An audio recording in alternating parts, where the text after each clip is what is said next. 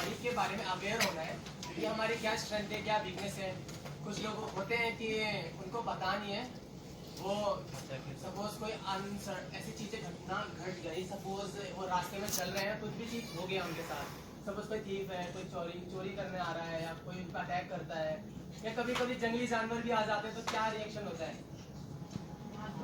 नहीं, लोग भाग भी नहीं पाते, वो हक्के बक्के रहते थे। सडन इमेजिन एकदम स्नेक आ जाए यहाँ पे और सडन क्या रिएक्शन होगा? इस सिचुएशन में दो ही चीज होगी, तो फ्लाइट या फाइट। या तो तुम भाग जाओगे या तो तुम फाइट बैक करोगे। फाइट बैक कैसे करेंगे? आप सडन इमेजिन स्नेक देख लिया आपने, कुछ को रिएक्शन ऐसे होगा, ऐसे किसी की आवाज ही बाहर नहीं निकलेगी, आवाज अंदर दब जाएगी। होता है, चिल्लाना चाहते पर चिल्ला नहीं पाते। बच्चों के साथ भी ऐसा बहुत होता है, उनके अंदर बहुत कुछ होता है, बोलना चाहते हैं पर बोल नहीं पाते, करेज नहीं होता उनको। सपोज कोई ना हरास कर रहा है, कोई उनको मतलब टॉर्चर कर रहा है, मेंटली, इमोशनली, फिजिकली, हर तरह से। बच्चे ऐसे होते हैं, वो बोलना तो चाहते हैं पर वो कैसे बोले जब उनको कोई समझ नहीं पा रहा है। तो बच्चों से कनेक्शन बिल्ड करने के लिए स्पोर्ट्स बहुत अच्छा तरीका है। स्पोर्ट्स गेम्स के थ्रू हम बच्चों से इतना अच्छा एक रिश्ता बना सकते हैं कि बच्चा ना खुशी खुशी हंसते हंसते हमें अपनी सारी प्रॉब्लम वो भूल ही जाएगा थोड़ी देर के लिए। जैसे लतिका विहार में बच्चे आते हैं घर में, वो अपना कैसी वो एनवायरनमेंट से आते हैं, कैसी सिचुएशन होती है, वो जो फेस कर रहे होते हैं, वो 2 घंटे के लिए सब भूल जाते हैं, पूरा एंजॉय करते हैं। लेकिन फिर वो दोबारा घर जाते हैं, फिर वही अपने सर पे वो सारी जिम्मेदारी, वही सारी टेंशन। अब पापा ड्रिंक करके आएंगे, मम्मी को पीटेंगे, और जो भी हर एक घर की अलग कहानी होती है। ये नहीं कह रहा हूँ सबके साथ है। सो अब बच्चा जब हमारे पास आता है तो हम उसको क्यों ना इंटरनल स्ट्रेंथ उसकी इतनी बना दे कि वो मेंटली इतना स्ट्रांग हो जाए कि वो फेस करना सीख जाए। Fighting is not about just healing someone, fighting is about obstacles जो हमारी लाइफ में आते हैं उनको ओवरकम करना है और इस तरह से विन करना है, लाइफ में सक्सेस होना है। छोटे बच्चों को हम स्टार्टिंग से अगर सही डायरेक्शन से आगे लेके चलें तो हम जब तक वो बड़े होंगे, मैच्योर मतलब टीनेजर्स में आएंगे, तो उनमें जो चेंजेस होते हैं ना, आप देखेंगे इतने चिड़चिड़े हो जाते हैं बच्चे, बहुत ऑफेंसिव हो जाते हैं, उनको कुछ बोलो वो बर्दाश्त नहीं कर पाते हैं, मतलब बहुत ही हाइपर एक्टिव हो जाते हैं, उनको अकेले रहना अच्छा लगता है। मतलब एक तरह से वो कट जाते हैं पेरेंट्स से, जो उनके एल्डर्स होते हैं जो उनको सही डायरेक्शन दे सके, वो उनसे एकदम से कट जाते हैं और वो चाहते हैं कि वो अपने आप को ज़्यादा स्मार्ट समझने लग जाते हैं, पर ऐसा होता नहीं है, वो गलत दिशा में भी चल जाते हैं। कोई ड्रग्स, अल्कोहल और इस तरफ कदम बढ़ाने लग जाता है क्योंकि अब वो डिप्रेशन में है, उसको समझ नहीं रहा है। सो हमारा जो मार्शल आर्ट का प्रोग्राम है, मेरा जो मैं बच्चों को ट्रेनिंग कराता हूँ, मैं सबसे पहले बच्चों को फिजिकली हम कुछ मूव्स और एक्सरसाइज, रनिंग ऐसा कर दे, बूस्ट कर दिए बॉडी की इंटरनल स्ट्रेंथ। और जब हम एक्सरसाइज करते हैं तो हमारे अंदर कुछ केमिकल रिलीज होते हैं जो हमें बहुत, ऑक्सीटोसिन जैसे इस तरह के केमिकल्स हैं जो हमें बहुत अंदर से खुशी देते हैं।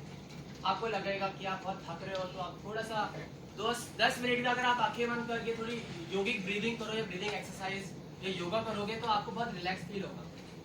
बॉडी में इतनी टेंस हो जाता है मसल, सपोज हम 24 घंटे में से 10 घंटे काम करते हैं और हम काम करे जा रहे हैं और पर रिलैक्स तो कर ही नहीं रहे, कैसे करेंगे रिलैक्स? तो स्पोर्ट्स के थ्रू हम बहुत तरह से रिलैक्स किया जा सकता है खुद को भी, और रिलैक्स हम इस तरह से भी कर सकते हैं जिससे औरों को भी फायदा हो, एक कम्युनिटी बने, एक फ्रेंड सर्कल इतना स्ट्रांग बने। आप आजकल बच्चे वीडियो गेम, मोबाइल, व्हाट्सएप और फेसबुक, उसमें अपना पूरा टाइम स्पेंड करते हैं, तो वो क्या सीख रहे हैं? एक डिजिटल वर्ल्ड में वो जी रहे हैं, सब हर चीज़ उनको बस फिंगर टिप्स पे अवेलेबल तो है, पर वो उसको इन रियल टाइम में वो उसको एक्सेस नहीं कर पा रहे।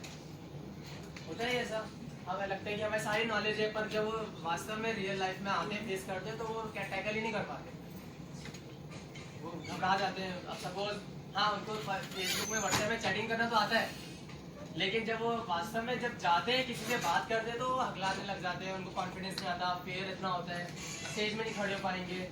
तो बच्चों में इतनी सारी कमियां हैं और हम खेल के माध्यम से इन कमियों को भी दूर कर सकते हैं और इनको एक गाइडेड वे में आगे किस तरह से इनको प्रोग्राम बनाकर उनको आगे ले जाया जा सके। This is all about martial art. Martial art is not about fighting, martial art is about building character.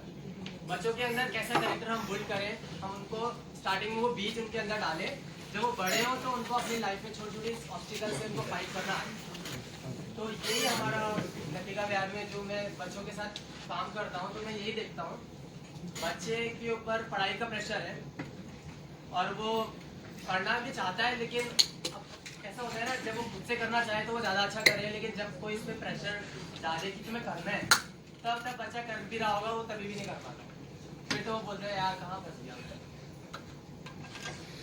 सो अब हमें यही चीज़ है मार्शल आर्ट में, हैंड मूवमेंट्स, बॉडी मूवमेंट्स, हमें यही बच्चों को कराना है, और ये तो सभी को पता होना चाहिए कि हम अपने सेल्फ डिफेंस कैसे करें। सो मैं कुछ मूव्स बताने वाला हूँ जो आप सबको आने चाहिए, आप कभी भी यूज कर सको in any given situation. Suppose कोई आता है सडनली आपका हाथ ग्रैब करता है, आप क्या करोगे, या ऐसे कुछ मतलब कुछ भी है, आपको कोई दूसरे तरीके से आपको मतलब वो कर रहा है, सो आप कैसे डिफेंड करोगे। सो मुझे 2 वॉलंटियर चाहिए होंगे, और एक और वो मैं बड़ा कहूँ सर, आप आ जाइए।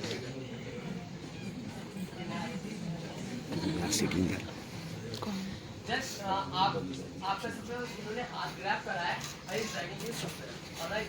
सो आपको कैसे डिफेंड करना है,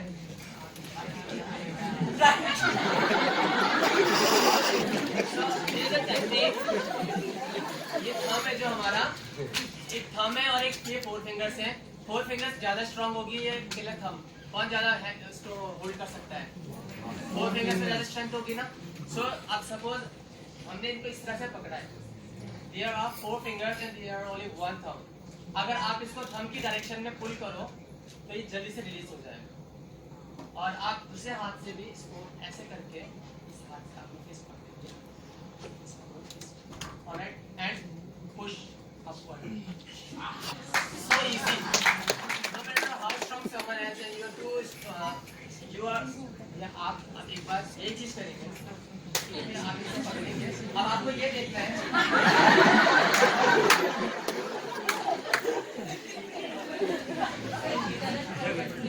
and just put up and right, because you just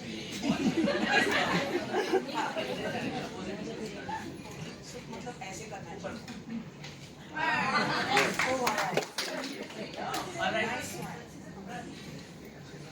आप ट्राई कर सकते हैं, प्लीज आप ट्राई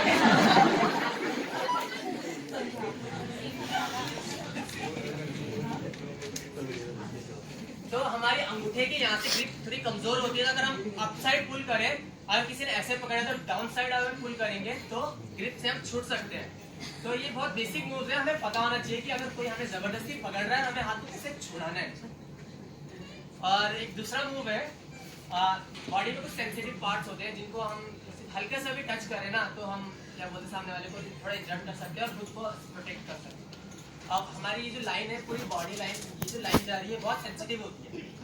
आप यहाँ nose, lip, throat, neck, chest and point कहीं पर भी मार सकते हो। बहुत सिर्फ टच करने से, जैसे कैरम की गोटी होती है ना, आप सिर्फ नोज पे किसी की भी ऐसे करोगे तो उसकी आंखों से पानी निकल जाएगा और वो एकदम से आप अपने आप को बचा सकते हैं। अब एक दूसरा मैं सेल्फ डिफेंस का मूव बताने वाला हूँ, अनदर 2 वॉलंटियर प्लीज। दीदी आप आ जाइए, आप सपोज राजली आप इनको चॉप करोगे,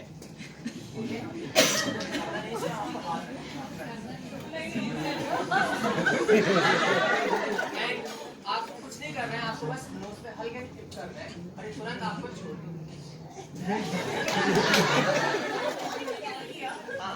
ये। पर ये ना हमें ना ध्यान देना है कि हम कब करना है। सबसे इजी तरीका ये है, आप अपनी पाम को लेकर ऐसे करके यूं ऊपर कर देंगे ना, तो सामने वाला कितना भी फोर्सफुली आपको ड्रैग कर रहा है, आपको चोक कर रहा है, आपका दम घुट रहा है, आपके हाथ ढीले पड़ रहे हैं, आप पूरा ब्लड सर्कुलेशन रुका हुआ है, आप सब बेहोश होने वाले हो, बस आपको ये करना है हल्का सा इस तरह से, ये नोज को ऊपर करोगे तो वो आपको तुरंत तो वो कुछ कर ही नहीं पाएगा, उसकी आंखों से एकदम से पानी निकल जाएगा। जस्ट अब करें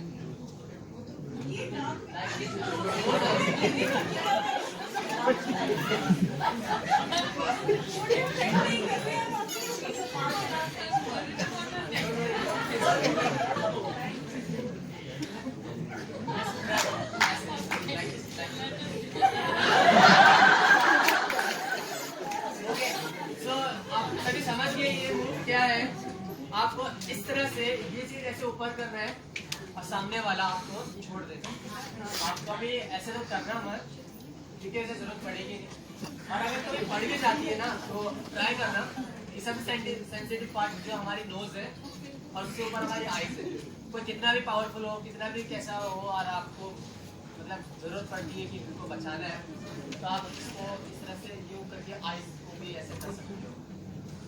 पर आपको ध्यान रखना होगा कि जब डू और डाई वाली सिचुएशन हो तभी ट्राई करो, ऐसा नहीं हो कि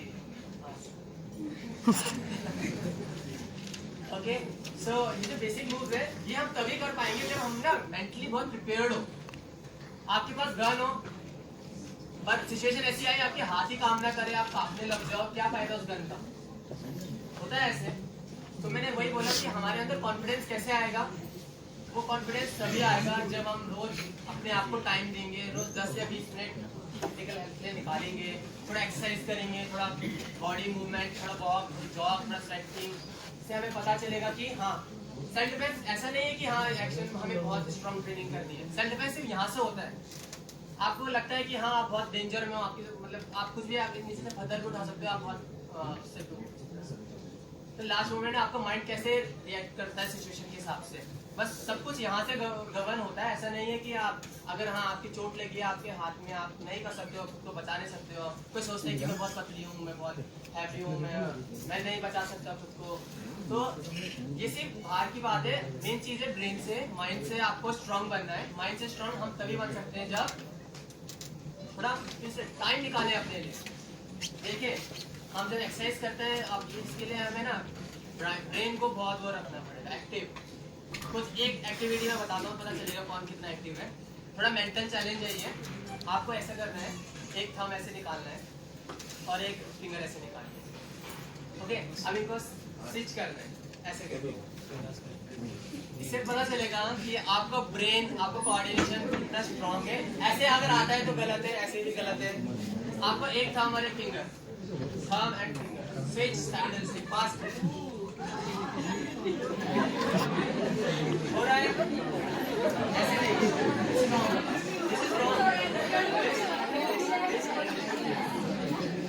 इससे पता चलता है कि आप मेंटली कितने प्रिपेयर्ड हो, कितने कॉन्फिडेंट कैसी है।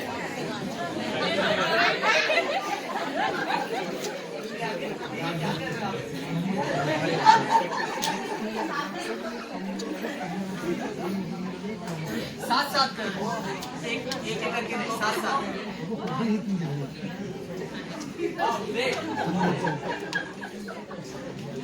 So this is self defence. आप कितने अवेयर हो अपनी बॉडी से, अपने स्ट्रेंथ से, अपनी वीकनेस से। कभी भी मन में है ना सेल्फ डिफेंस क्या है, ये मत समझना है कि हाँ ये तो कराटे, जूडो, ताइक्वांडो, ये तो आर्ट हो गया, मार्शल आर्ट हो गया। लेकिन सेल्फ डिफेंस यही है कि आप कितने अवेयर हो और किसी सिचुएशन में कैसे रिएक्ट करते हो। और अपने आप को सिचुएशन में डालना मत कि हाँ जज करने के लिए। सपोज कभी कभी हमें लगता है ना हम प्रिपेयर्ड है और होता नहीं है, तो बस थोड़ा टाइम निकालो अपने लिए, कुछ करो मॉर्निंग में, कुछ हेल्दी हैबिट्स लो। बॉडी ऐसा होता है कि हम जंक फूड खाते हैं, टाइम ज़्यादा खेल के आगे बैठते हैं और एक्सरसाइज नहीं कर पाते हैं। फिर भी हमें अपने आप के लिए इतना टाइम नहीं निकाल सकते, तो क्या फायदा इतना बिजी रहने का।